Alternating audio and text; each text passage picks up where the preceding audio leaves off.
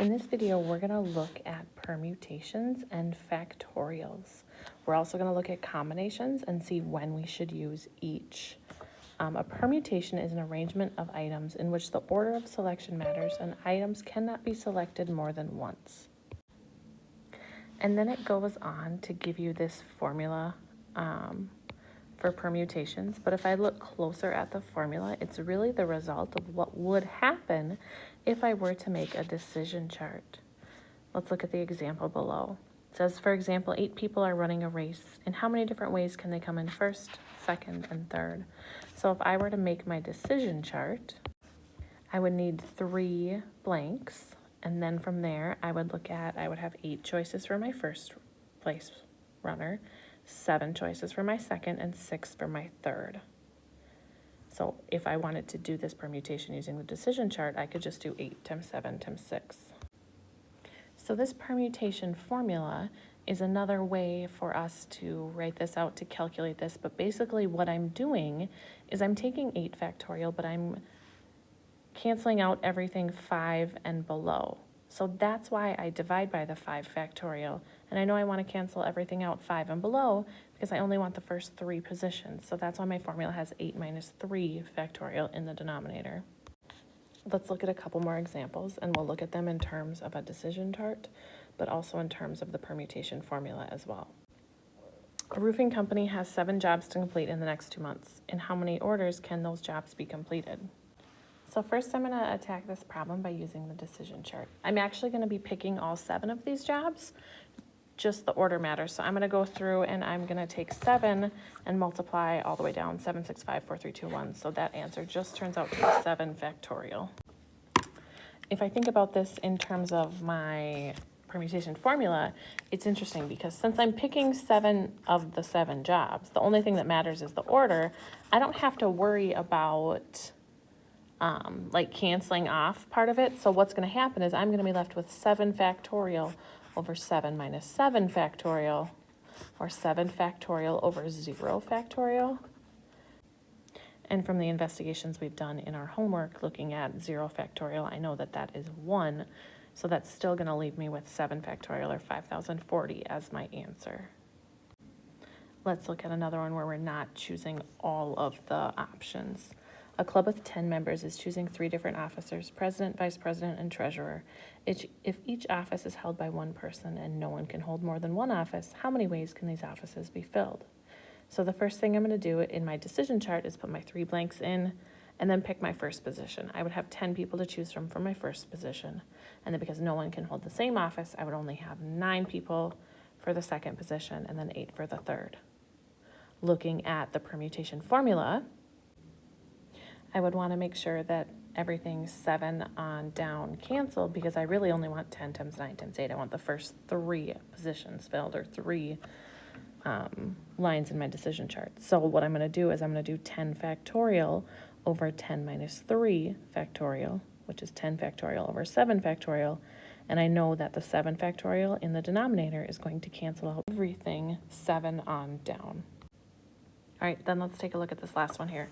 It says, for a segment of a radio show, a DJ can play 7 songs. The DJ has a list of 20 songs to choose from. How many arrangements of the songs are possible? So I'm going to have 20, and I'm going to pick 7. So to make my decision chart, I would go ahead and put in my 7 blanks, and then fill in 20, 19, 18, 17 until my blanks are full.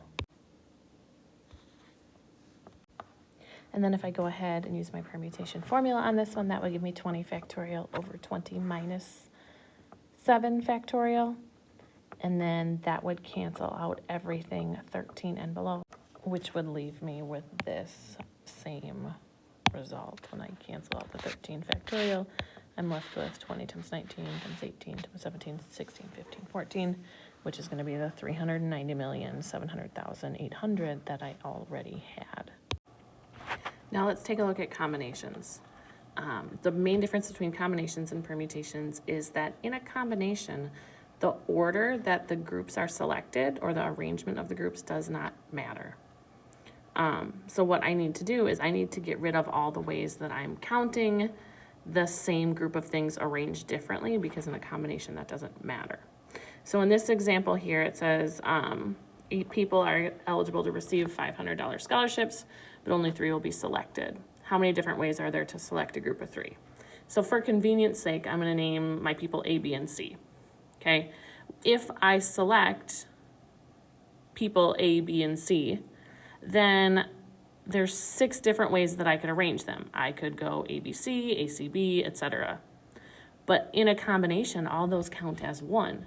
So I'm going to start by using my permutation formula, 8 times 7 times 6, but I would need to make sure that I divided by, in this case, 6 or 3 factorial, because that's how many items that in a permutation are different, but in a combination are the same. And that's why when I look at this formula, I have that extra r factorial in the denominator. That's really just dividing by the number of ways that the items that I'm choosing can be arranged. All right, so let's look at some examples. Your friend is hosting game night at their house. They have 15 games to choose from, but you only have time to play 4 games. And how many ways can you choose 4 games to play? So I'm going to start out by taking this problem and realizing that it's a combination. So first, I think I'm going to go the formula route, okay? I'm going to plug in 15 factorial over 15 minus 4 factorial. That's my permutation. And then I'm going to divide that by the ways that those 4 items can be arranged, which is 4 factorial, and simplify that result.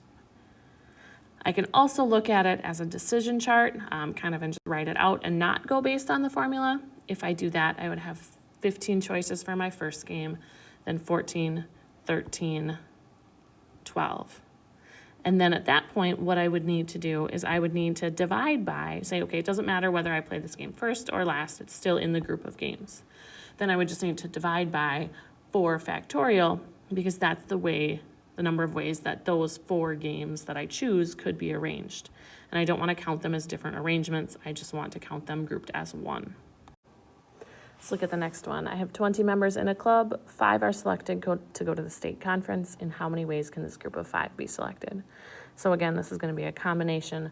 Plugging into my combination formula, I'm going to have 20 factorial over 20 minus 5 factorial times 5 factorial. And then I'm going to go ahead and simplify from there. I could also write out 20 times 19 times 18 times 17 times 16 divided by 5, 4, 3, 2, 1.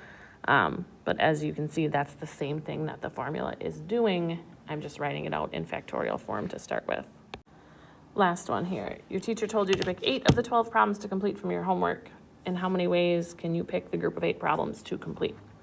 So I would start with, again, using my formula, 12 factorial over 12 minus 8 factorial divided by 8 factorial. And then we'll simplify from there. At this point, you could plug this into your calculator. You just have to be careful to put parentheses around the denominator. I don't mind writing out 12 times 11 times 10 times 9 times 8 factorial, and then the 8 factorials are going to cancel, leaving me with a easy problem to simplify. All right, thanks for watching. I hope this video helps. I know it was a little bit longer, but I think sometimes taking some time to go through some of these can be helpful to review. So thanks for watching. Let your teacher know if you have any questions.